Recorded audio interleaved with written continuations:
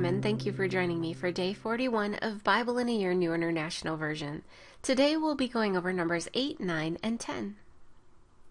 Numbers 8. The Lord said to Moses, "Speak to Aaron and say to him, when you set up the 7 lamps, they are to light the area in front of the lampstand."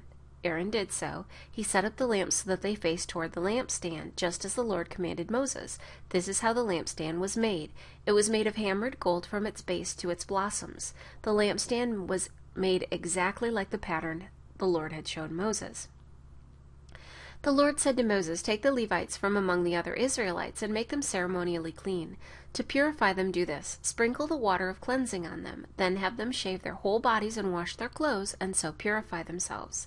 Have them take a young bull with its grain offering of fine flour mixed with oil. Then you are to take a second young bull for a sin offering. Bring the Levites to the front of the tent of meeting and assemble the whole Israelite community. You are to bring the Levites before the Lord, and the Israelites are to lay their hands on them. Aaron is to present the Levites before the Lord as a wave offering from the Israelites, so that they may be ready to do the work of the Lord. After the Levites lay their hands on the heads of the bulls, use the one for a sin offering to the Lord and the other for a burnt offering to make atonement for the Levites. Have the Levites stand in front of Aaron and his sons and then present them as a wave offering to the Lord. In this way you are to set the Levites apart from the other Israelites, and the Levites will be mine.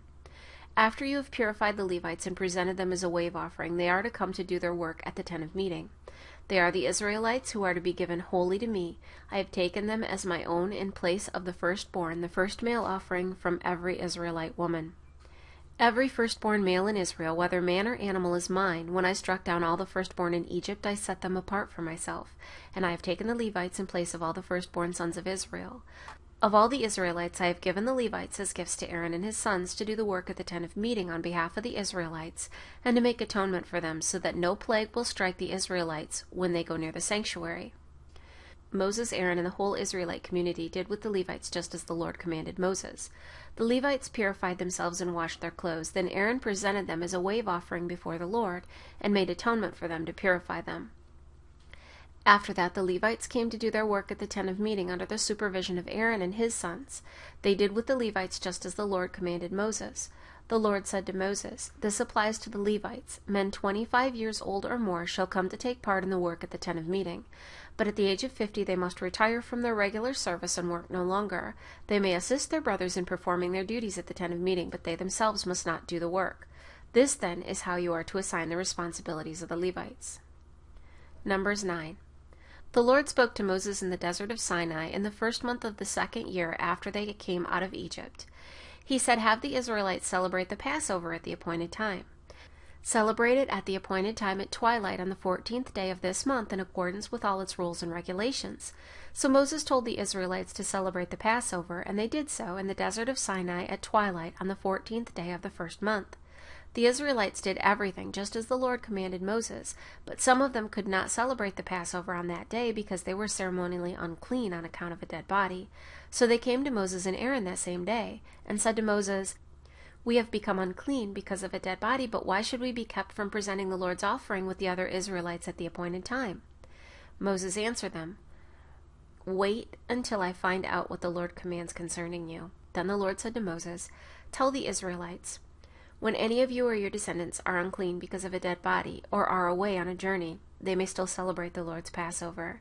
They are to celebrate it on the 14th day of the 2nd month at twilight. They are to eat the lamb, together with unleavened bread and bitter herbs. They must not leave any of it till morning, or break any of its bones. When they celebrate the Passover, they must follow all the regulations. But if a man who is ceremonially clean and not on a journey fails to celebrate the Passover, that person must be cut off from his people, because he did not present the Lord's offering at the appointed time. That man will bear the consequences of his sin. An alien living among you who wants to celebrate the Lord's Passover must do so in accordance with its rules and regulations. You must have the same regulations for the alien and the native born." On the day the tabernacle, the tent of testimony, was set up, the cloud covered it. From evening till morning the cloud above the tabernacle looked like fire. That is how it continued to be. The cloud covered it, and at night it looked like fire. Whenever the cloud lifted from above the tent, the Israelites set out. Wherever the cloud settled, the Israelites encamped. At the Lord's command the Israelites set out, and at his command they encamped. As long as the cloud stayed over the tabernacle, they remained in camp. When the cloud remained over the tabernacle a long time, the Israelites obeyed the Lord's order and did not set out. Sometimes the cloud was over the tabernacle only a few days. At the Lord's command they would encamp, and then at his command they would set out. Sometimes the cloud stayed only from evening till morning, and when it lifted in the morning they set out. Whether by day or by night, whenever the cloud lifted, they set out. Whether the cloud stayed over the tabernacle for 2 days or a month or a year, the Israelites would remain in camp and not set out, but when it lifted, they would set out. At the Lord's command they encamped, and at the Lord's command they set out. They obeyed the Lord's order in accordance with his command through Moses. Numbers 10. The Lord said to Moses, "Make 2 trumpets of hammered silver, and use them for calling the community together and for having the camp set out. When both are sounded, the whole community is to assemble before you at the entrance to the tent of meeting. If only one is sounded, the leaders, the heads of the clans of Israel, are to assemble before you. When a trumpet blast is sounded, the tribes camping on the east are to set out. At the sounding of a second blast, the camps on the south are to set out. The blast will be the signal for setting out. To gather the assembly blow the trumpets, but not with the same signal. The sons of Aaron, the priests, are to blow the trumpets. This is to be a lasting ordinance for you in the generations to come. When you go into battle in your own land against an enemy who is oppressing you, sound a blast on the trumpets. Then you will be remembered by the Lord your God and rescued from your enemies. Also at your times of rejoicing, your appointed feasts and new moon festivals, you are to sound the trumpets over your burnt offerings and fellowship offerings, and they will be a memorial for you before your God. I am the Lord your God." On the 20th day of the 2nd month of the 2nd year, the cloud lifted from above the tabernacle of the testimony. Then the Israelites set out from the desert of Sinai and traveled from place to place until the cloud came to rest in the desert of Paran. They set out, this first time, at the Lord's command through Moses. The divisions of the camp of Judah went first, under their standard. Nahshon, son of Amminadab, was in command. Nathanael, son of Zuar, was over the division of the tribe of Issachar, and Eliab, son of Helon, was over the division of the tribe of Zebulun. Then the tabernacle was taken down, and the Gershonites and Merarites who carried it set out. The divisions of the camp of Reuben went next. Under their standard, Eliezer, son of Shedor, was in command. Shelumiel, son of Zurishaddai, was over the division of the tribe of Simeon. And Eliasaph, son of Deuel, was over the division of the tribe of Gad. Then the Kohathites set out, carrying the holy things. The tabernacle was to be set up before they arrived. The divisions of the camp of Ephraim went next under their standard. Elishama, son of Ammihud, was in command. Galamiel, son of Pedahzur, was over the division of the tribe of Manasseh, and Abidan, son of Gideoni, was over the division of the tribe of Benjamin. Finally, as the rear guard for all the units, the division of the camp of Dan set out, under their standard. Ahijah, son of Ammishaddai, was in command. Pagiel, son of Ochran, was over the division of the tribe of Asher, and Ahira, son of Enan, was over the division of the tribe of Naphtali.